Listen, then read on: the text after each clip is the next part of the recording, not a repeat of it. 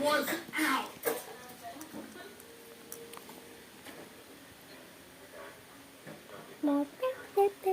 Dude, Chad, y'all think I was born yesterday?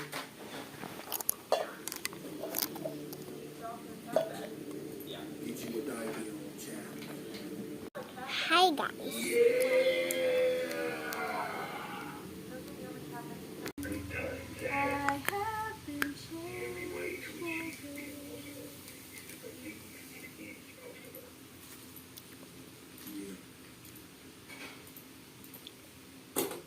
I'm so tired of working. Ugh.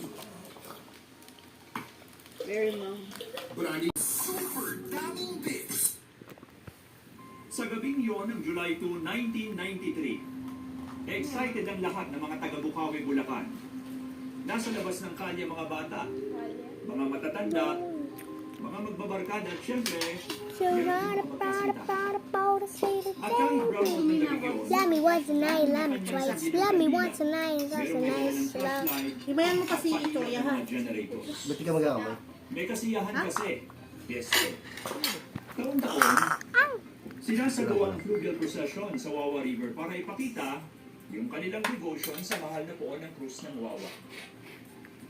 Pero hindi nila alam ang gabi na. Tanong, bakit lumubating Pagod kwento na eh. ang trahedyang nangyari sa Bukawi Pagoda Festival Pagod ah. noong dekada ng nakalipas? Inabutan ng ABS-CBN News Teams ang rescue operation na isinasagawa ng pulisya, militar, coast guard at mga lokal na opisyal ng Bukawi. Higit isang daang biktima ang nakuha mula sa natural hilog sa unang Okay, mga kaya dito mo lang. karamihan sa nasa ang makain ng Ma. Mahimayan sa choya.